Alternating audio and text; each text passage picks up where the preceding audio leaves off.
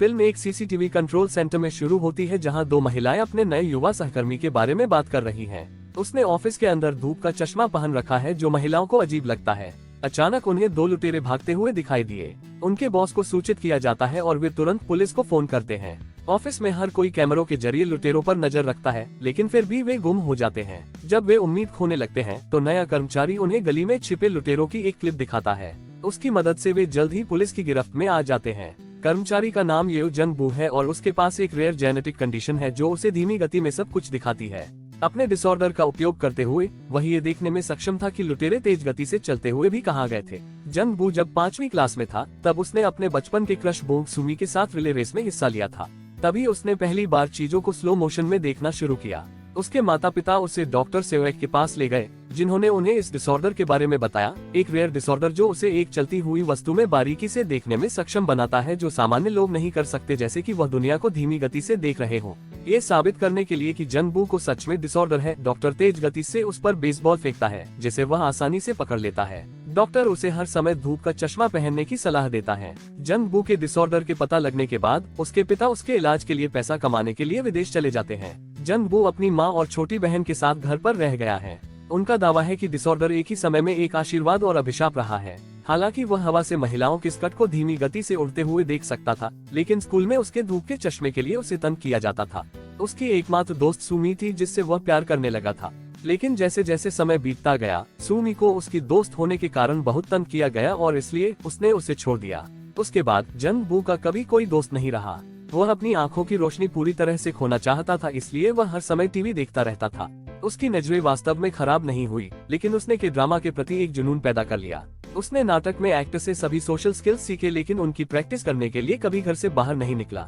उसके पिता ने पैसे बचाने के लिए छुट्टियों के दौरान भी कोरिया लौटने से इनकार कर दिया, लेकिन ये सब करना बेकार रहा जब एक दिन कार्यस्थल पर एक दुर्घटना के कारण उनकी मृत्यु हो गई। मृत्यु के बाद जंग बू के करीब एकमात्र व्यक्ति डॉक्टर सेवेक है। वह उसे सलाह देता है कि वह अपने कमरे के बाहर की दुनिया देखे और पैसे से अपने परिवार की मदद करे। इसीलिए जंग बू सीसीटीवी कंट्रोल सेंटर में काम करना शुरू कर देता है। वह बताता है कि उसे लोगों को स्क्रीन पर देखना पसंद है क्योंकि ये उसे नाटकों की याद दिलाता है। फर्क सिर्फ इतना है कि इस नाटक में हर कोई मेन कैरेक्टर है। उसका सहकर्मी बियोग सू अपने बॉस से जंग बू के व्यवहार के बारे में बात करता है, ये बताते हुए कि वह बहुत अंतर्मुखी है और किसी से बात नहीं करता है। वह लड़के की देखभाल करने का वादा करता है क्योंकि वह एक ट्रू टैलेंट है। बियोग सू काम पर उसके पास बैठता है और जंग बू से बात करने की कोशिश करता है। एक शर्मीला जंग बू अपने दिमाग में बियोग सू के सभी सवालों का जवाब देता है, लेकिन उससे बात नहीं करता है। कैमरों की निगरानी करते हुए वही ये गिनता नजर आ रहा है कि एक खास जगह पर पहुंचने के लिए लोग कितने कदम चलते हैं। बियोग सू को लगता है कि यह अजीब है, लेकिन कोई सवाल नहीं पूछता। उसके साथ घुलने मिलने की कोशिश में बियोग सू उससे पूछता है कि क्या उसकी कोई गर्लफ्रेंड है।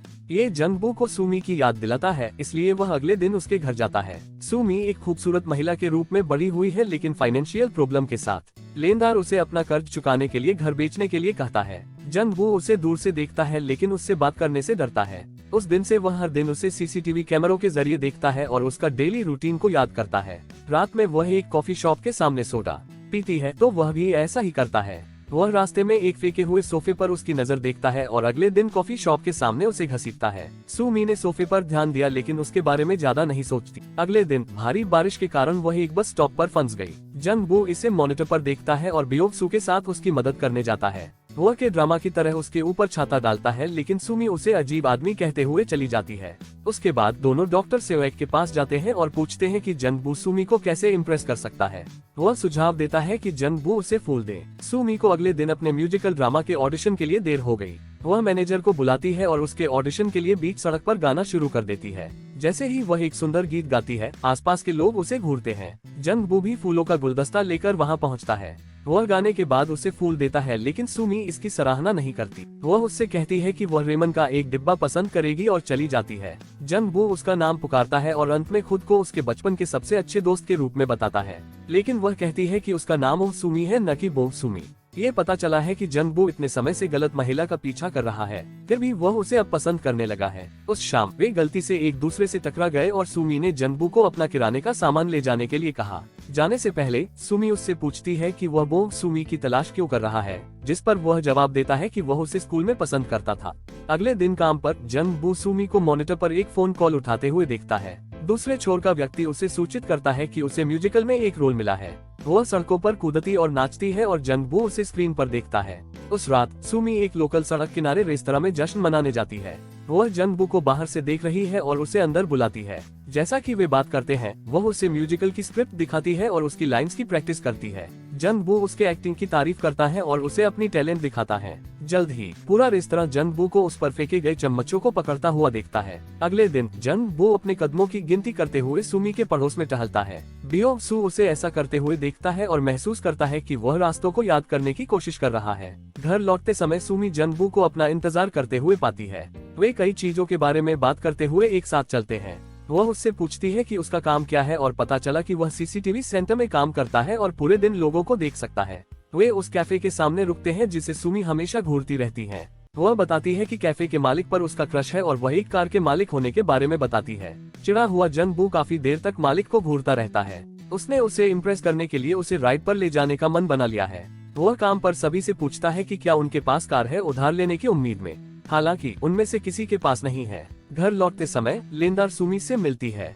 वह उस पर चिल्लाने लगी और उधार नहीं देने पर मारपीट करने की धमकी देने लगी। जंगबू और बियोंग सू ठीक समय पर वहां पहुंचते हैं और उसे उस आदमी से बचाते हैं। जब जंगबू काम पर लौटता है तो सुमी एक कैमरे को धन्यवाद कहती है, ये जानते हुए कि वह दूसरे छोर पर देख रहा है। दिन के अंत में वे एक पार्क में मिलते हैं और बहुत देर तक बातें करते हैं। जंगबू उससे पूछता है कि अगर उसके पास एक कार हो तो वह क्या करेगी, जिस पर सुमी कहती है कि वह हर दिन समुद्र में ड्राइव करेगी। चूंकि उसे कार नहीं मिल सकती थी, जंगबू पूरे दिन लोकल बस ड्राइवर के साथ ट्रैवल करके उससे दोस्ती कर लेता है। वह कैमरे के जरिए ड्राइवर को अकेले रात में बेसबॉल खेलते हुए देख रहा था और आखिर में जंगबू गेम के लिए उसके साथ जुड़ जाता है और उससे एक एहसान मांगता है। बियोंग सू बस चालक और जंगबू अगले दिन बस स्टॉप से सुमी को लेते हैं और समुद्र की यात्रा करने के लिए बुसान जाते हैं। उसे खुश करने के उसके प्रयासों को देखकर सुमी जंगबू को पसंद करने लगती है।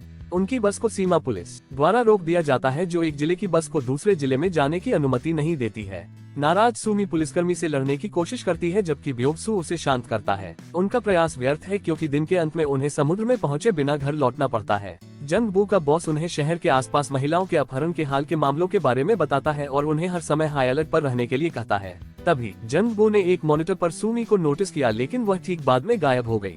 वह बाहर निकलता है और ये देखने के लिए दौड़ता है कि क्या वह ठीक है, केवल ये देखने के लिए कि वह उसे देख रहा है। शरारत करने की कोशिश कर रही थी कि क्या वह आएगा। सुमी पहली बार उसका चश्मा उतारती है और अंत में दोनों किस करते हैं। जंगबू सुमी को घर ले जाता है और वह उसे अंदर बुलाती है, लेकिन उनकी योजना तब बर्बाद हो जाती है जब सुमी अपने घर में कर्ज लेने वालों को नोटिस करती है।